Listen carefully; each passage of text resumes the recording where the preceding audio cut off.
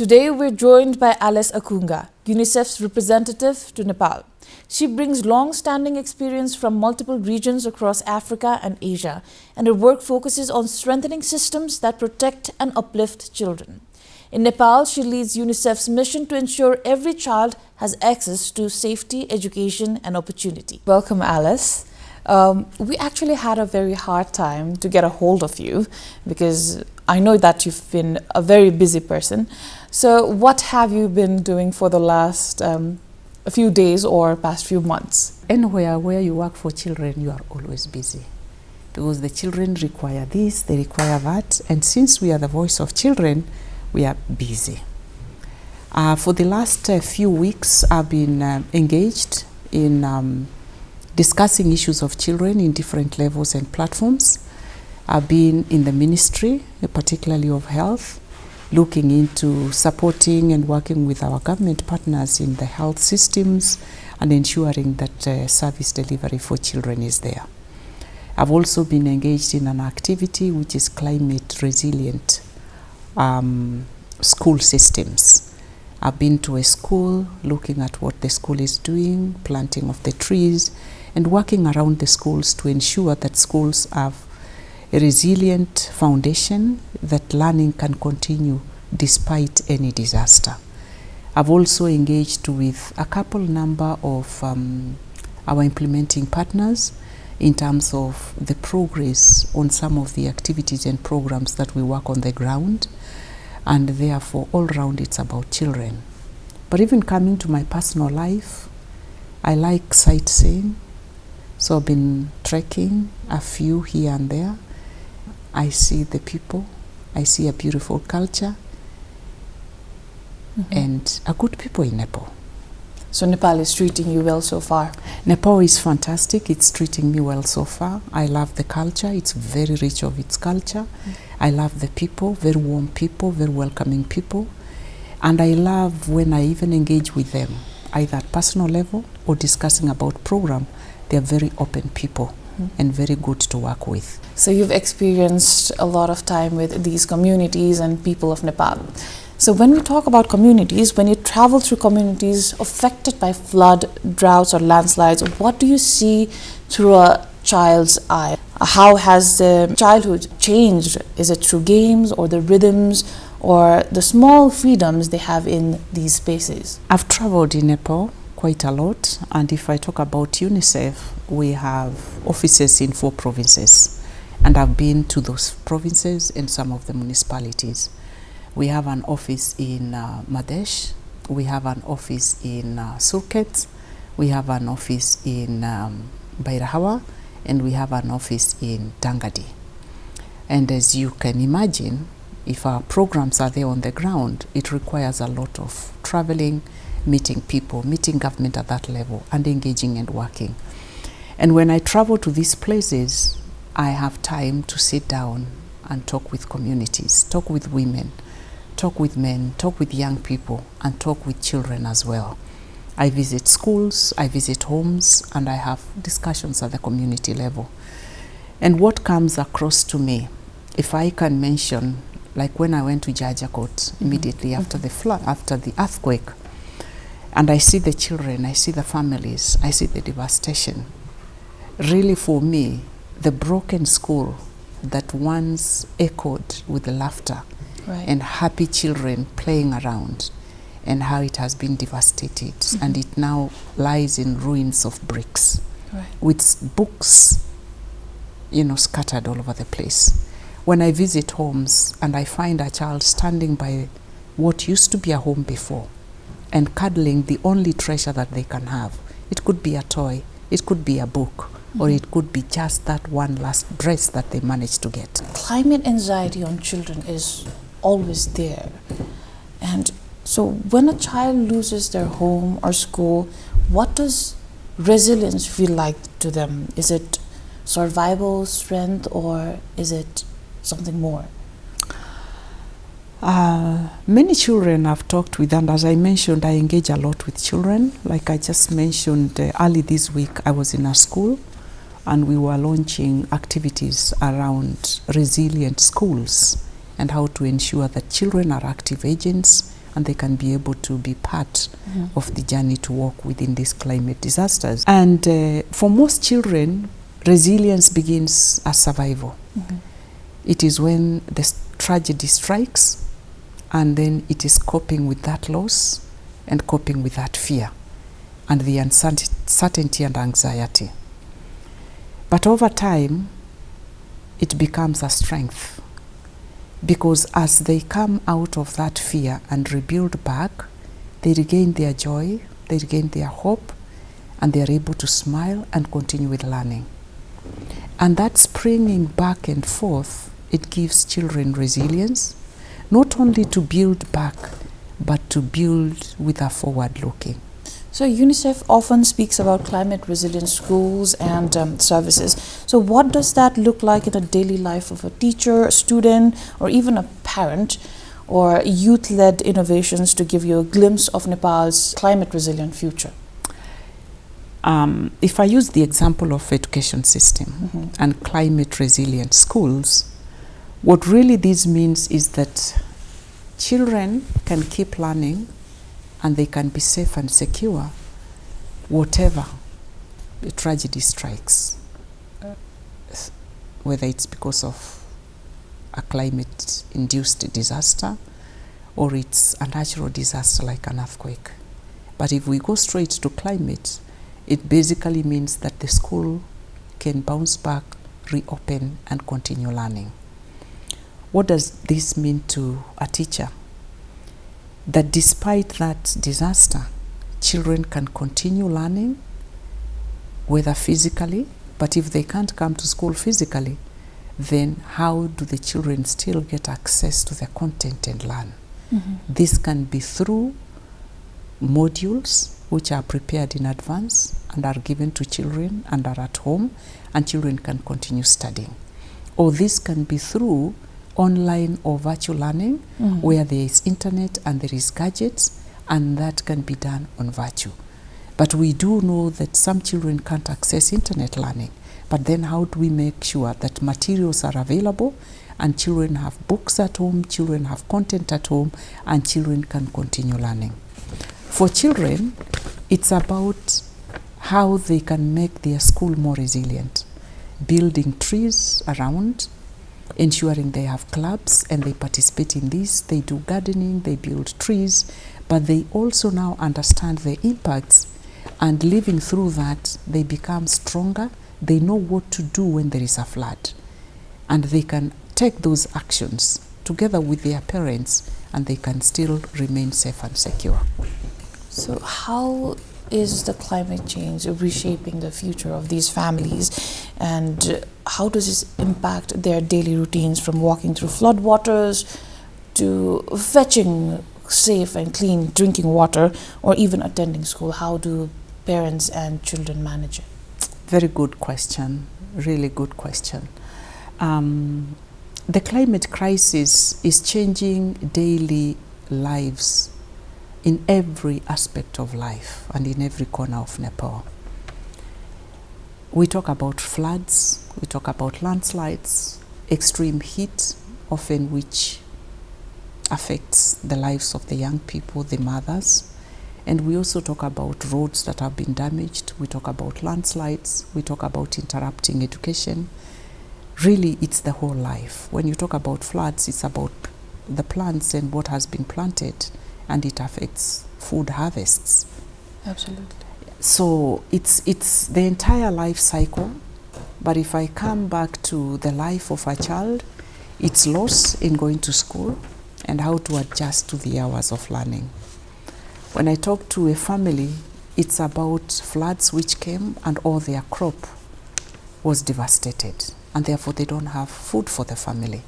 And that also impacts on the children, whether young or older children, in terms of the activities.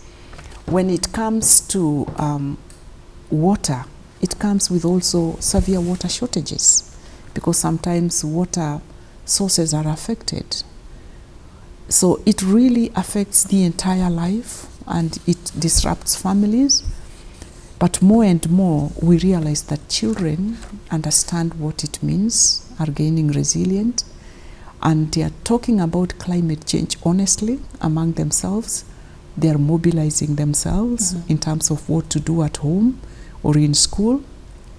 And therefore you see a group of young people that are informed and that are ready to action things they can do, but also advocate to what governments can do, to what parents can do, to what communities can do. So you see a future forward-looking people who want to be active to make the environment better for the future. These children who have been through these natural calamities, they go through food insecurity as well. And for a very long time, they have managed to adapt to these circumstances, right? So how do you think traditional or local knowledge played helping these children and families adapt to it? Fantastic question, because as you know, we all come from communities, and communities had their knowledge, and they understand the environments, and they understand the life around that context, and there is a lot of knowledge and wisdom in communities which has been passed down through generations. Communities have long built homes on raised grounds. Communities knew seasons, and they knew how to store their harvest for both the winters and during the hot seasons. Communities planted trees along the river banks, and they knew seasons when the rivers would rise, and therefore they knew the protection measures they would put in place. Communities planted certain species of trees which they knew they are both medicinal, but they can also be used for firewood. So communities collectively have a lot of knowledge, understanding their own context. And the most important thing is how we pass this knowledge down, how we preserve it. But in addition to that, how we use also the latest knowledge and discoveries in science and research. And combining these with the traditional knowledge which comes from the context, and how we combine this so that we can make more resilient communities using both traditional knowledge but also what science has discovered through research. The technology has to work within the context and within the community. So getting those two together, it then comes up with innovative solutions that are context specifics and that can work within the communities. So Alice, I want to talk about emotional and psychological impact on these children. So there are a lot of emerging climate activists and young climate activists, in fact, like Greta Thunberg is a great example. And the emotional toll of climate change on children is often seen as a silent one. So do you think they express their fears or hopes, or how do they express their fears? Children can keep a lot, and they may not have an environment conducive for them to be able to express themselves. Because we know that sometimes when they are hurt, there is a lot that goes on in the mind, but then they don't have an environment they can express it and be able to be understood. So the emotional impact is very deep and not always visible, because you could see children quiet and seated down, but there is a lot going on in their minds.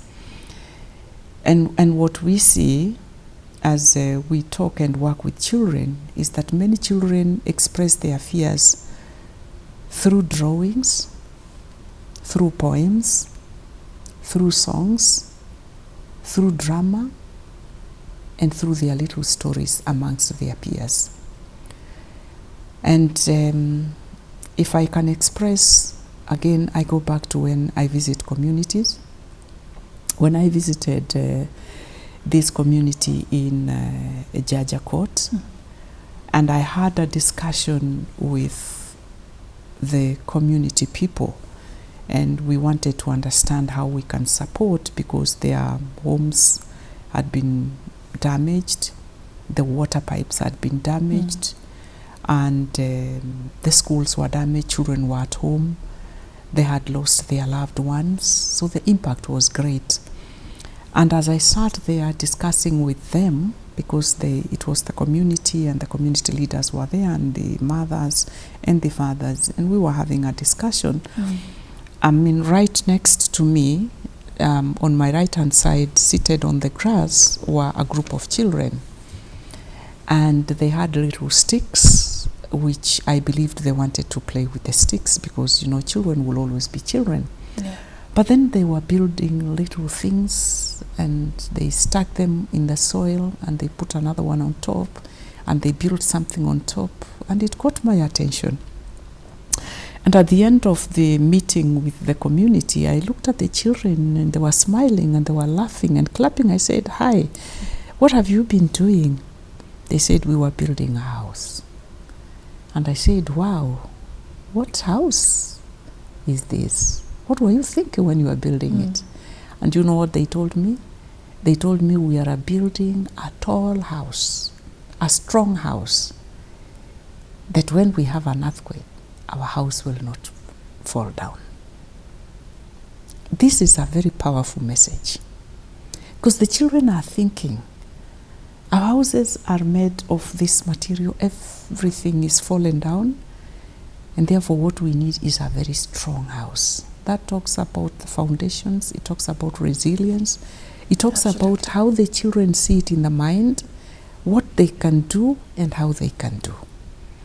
And really that for me touched me, because it's about what can we do? We need a better home, we need a better house, that it cannot be damaged the way our houses have been damaged. And that is another way of children bringing out what is troubling them in their mind, but at the same time, by building it and speaking to it, it helps them emotionally to be able to speak to the issues and get them out. Absolutely. So their creativity, and I've seen children come out of that. And I visited another one which was a temporary shelter that had been put in place for learning, a learning space. And there were tents, and children had been told to come back to school. Why? Because emotionally that helps children to be in school, to be together, to have games, to say their stories, to share with each other, and to be able to pour out their heart. And through that, the teachers also get a healing, and you can get a counselor who can be talking to the children. So children obviously talk about the future differently now, because of the experiences they had to experience, and because of the climate anxiety as a whole. So how do they talk about the future? Are they more cautious now, or are they more determined? How do you see it? They talk about, I see children who are bold, who have grown out of this crisis, who can speak to authority, who can articulate things, and children who are not just feeling helpless, but children who are ready to engage and do something to save themselves and their communities. It's amazing to see that children today they demand climate justice through UNICEF, through you. So after all the stories you've witnessed so far, what does resilience mean personally to you? For me, resilience is the strength of being able to bounce back after any disaster.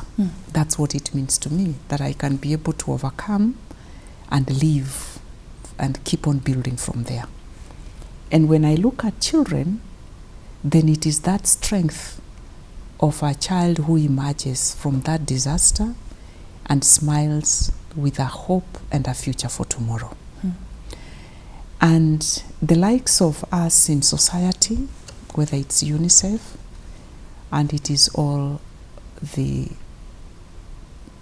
leaders, the parents, the community, it is how we work to help children have a better future tomorrow. that they can always bounce back with hope and still smile and still have that energy and strength to move forward and to build back better and have a future for tomorrow. Because it means believing in recovery. Disasters will always be there, but it's how we plan and prepare ourselves, and therefore how we believe that we can overcome. And if that spirit is in children and it is in us, then we can always overcome whatever hurdles and whatever disasters. In everyday life, resilience is about courage that keeps the children, it's about courage that keeps communities standing, and it's about learning and looking at the surrounding, seeing what are the emerging things, what are the emerging dangers, what are the emerging risks, and how can I overcome them? But more importantly, how the children fit within it, how will they overcome them, and how will they face a better future tomorrow. Do you want to talk about Nepali culture? Of course. What cultures have you personally experienced and you like so far about Nepal? Maybe the food, the clothes, traditional music, anything. I think all those that you've mentioned. I think Nepal is very rich when it comes to its culture, and Nepal is one country and it's one people that I've seen that are still deep-rooted in their culture and love and cherish their culture. And the culture is good. When you look at their food is amazing. I've been in different parts of the country, and every time I go out there, I'm able to taste. It could be the same food, but it's cooked in a different way about that culture. And I've taken a lot of foods, which I may not mention here, that are very close to my heart. What about the kurtas you wear? I've seen their clothing. It's very colored. It's very nice. I've bought kurtas, I've bought kurtis, and I enjoy wearing them. Yeah, I actually saw you in a few kurtas in pictures as well. I do, and I love them. One that I'm yet to buy and learn how to wear it. I've not done it because I have to learn how to tie. It is the sari. Oh, the sari. Because I just have to learn it, but I still love it when I see it. It has beautiful, beautiful flow. Then I've seen their cultural festivals. I've seen the festival when the women wear red. Have you found anything that is parallel to your culture back at home in Kenya and something here in Nepal? Let me tell you a small story, just a snippet. There are a lot of commonalities. I was in the field with a colleague of mine, and we went after one of the flood seasons. So we went to engage with the district level, the community level, to see the damages, but what we can contribute into it as UNICEF. So I was with my colleague, who is a national colleague, and we went in the car. We went by road, by the way, and we traveled all the way. And this was to Sudapashim. So we went by road. And then we got to this village, and then there were pumpkins. And as we walked within the community, and we were going to where the people had set for us to sit, so there was this pumpkin growing. Then as we stood there, we said, wow, this is very healthy. It looks beautiful. And then I was just talking and my hands were down. And she was also talking and her hands were down. And then she asked me, can you see that one in the corner? And I said, yeah, I can see that is a lovely big pumpkin. And then I told her, by the way, you know, in my culture where I come from, we don't point a pumpkin. I told her, we don't point a pumpkin like that. My grandmother has told me that it's not good to point a pumpkin because when you point at it, it will dry. So you just speak. And then she burst out laughing. I said, why are you laughing? She told me, you know, that is Nepali culture. That's why I'm also talking, and I cannot point at it. In Nepali culture, we also don't point at a pumpkin. We just look at it and speak, because then we believe that it will grow. I mean, to that level, I said, yeah, cultures, they transcend boundaries. Of course. They transcend boundaries. Right. And when you see when people gather around the table and how they are eating, Yeah. it's cultural. It's the same thing in my country. And when I see the animals and I see the cows and they are milking, I just look at it like it's the same as in my culture. Thank you, Alice, for joining me today. It's been a huge pleasure hearing your work at UNICEF and hearing your thoughts as well. Thank you. Thank you very much. It has been a pleasure for me to have this discussion with you. Right. And I look forward to the children's smiles, because the children are the future.